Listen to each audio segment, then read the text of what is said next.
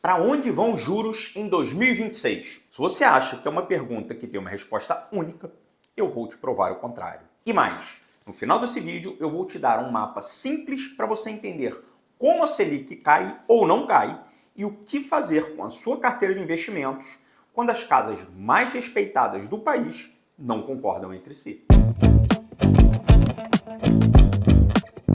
Olá, investidor! Bem-vindo de volta ao nosso canal de educação financeira. Aqui a gente fala de juros, inflação e decisões práticas de investimento, sem achismo e sem complicação desnecessária. Hoje o tema é: para onde vão os juros brasileiros em 2026? Mas eu não vou fazer isso como um palpite de bola de cristal. Eu vou te mostrar, casa por casa, como as projeções mudam e por que até os melhores erram. E para começar do jeito certo, preciso te lembrar de uma coisa que muita gente esquece. O Banco Central não existe para fazer a bolsa subir. O Banco Central tem um objetivo fundamental: estabilidade de preços. Na prática, combater a inflação. E como ele faz isso? Pelo regime de metas de inflação. O Conselho Monetário Nacional define uma meta e um intervalo de tolerância. E o Banco Central ajusta a política monetária para perseguir essa meta. A meta que vale a partir de janeiro de 2025 é de 3% para o IPCA, com um intervalo de 1,5% para cima e para baixo, ou seja, de 1,5% a 4,5%. Lembrando, inflação boa para a economia não é inflação zero, é inflação controlada. Ok, e agora vem a parte interessante. Mesmo com toda essa estrutura, o próprio Banco Central admite que a vida real é bem bagunçada. No último relatório de política monetária, o Banco Central diz que a atividade econômica está moderando, o mercado de trabalho segue resiliente e que a inflação corrente e as expectativas recuaram, mas ainda estão acima da meta. Olhando o dado, o IPCA em 12 meses caiu de 5,13% em agosto para 4,46% em novembro e fechou 2025 em 4,26%. Melhorou, mas ainda não resolveu. E a projeção do próprio Banco Central no cenário de referência é quase um recado. A inflação cai, mas permanece acima da meta até o final de 2027.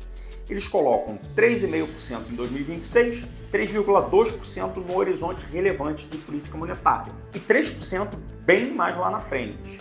Guarda essa ideia. O Banco Central olha para frente e o mercado tenta adivinhar o futuro antes do Banco Central. Então, hoje a gente vai fazer um jogo limpo. Eu vou te mostrar algumas projeções de 2026, uma por uma, e você vai perceber o que está por trás de cada número. No final, eu vou resumir em 3 perguntas que você pode usar para ler qualquer relatório e entender: está mais para cortar forte os juros ou cortar devagar, ou até não cortar.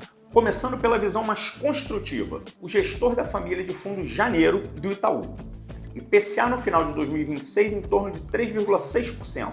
A tese aqui é: postura firme do Banco Central funcionou, a atividade está moderando e a inflação está convergindo para a meta. Tem ruído eleitoral?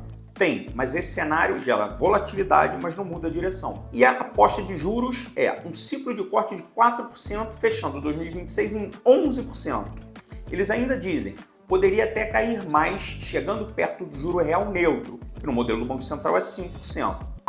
Uma pausa rápida. Olha a diferença entre juro nominal e juro real. Juro nominal é a Selic. Juro real é a Selic menos a inflação esperada. E é o juro real que diz se a política monetária está apertando ou aliviando a economia. Agora vamos para o outro lado do pêndulo. Quem acha que 2026 vai ser mais difícil? Banco C6. Selic em 13% no final de 2026 com IPCA de 4,8%. A história aqui é clara. Estímulos do governo mantêm o PIB aquecido, a economia opera acima da capacidade, isso pressiona a inflação. E ainda tem um alerta: em 2025, commodities mais baratas e dólar mais fraco ajudaram o IPCA. Em 2026, essa ajuda pode não vir. Entendeu o jogo? Não é só a Selic que vai cair ou não, é qual inflação você acha que o Brasil vai entregar e com qual crescimento. Agora uma visão de meio campo, mais gradual. XP. Selic em 12,5% no final de 26 e IPCA 4%. A tese: vai ter flexibilização, mas gradual, porque o ajuste fiscal é insuficiente e a incerteza fiscal e política, a volatilidade aumenta, ou seja, dá para cortar, mas não dá para se empolgar. BTG Pactual, Selic 12% e IPCA de 4,5%.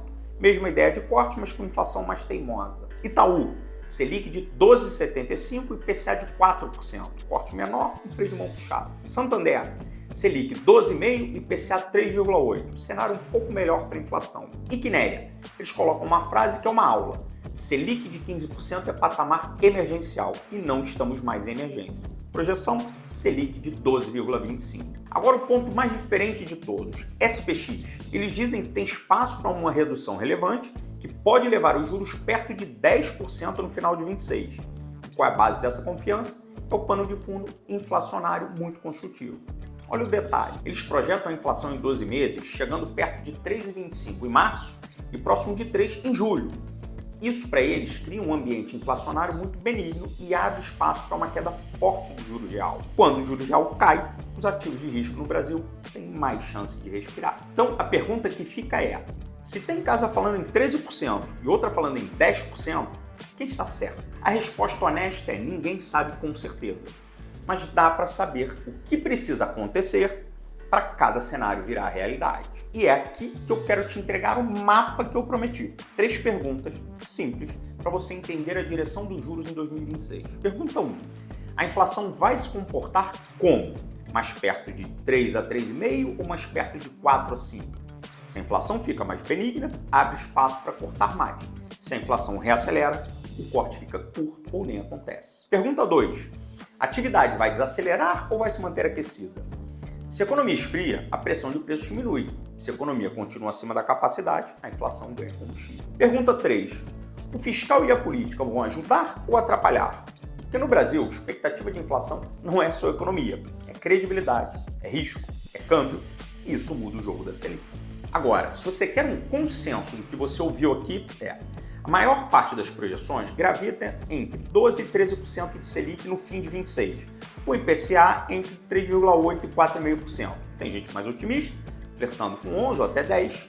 Tem gente mais cautelosa, perto de 13% com inflação mais alta. O que eu quero que você leve de verdade desse vídeo é: o Banco Central não escolhe uma Selic por gosto.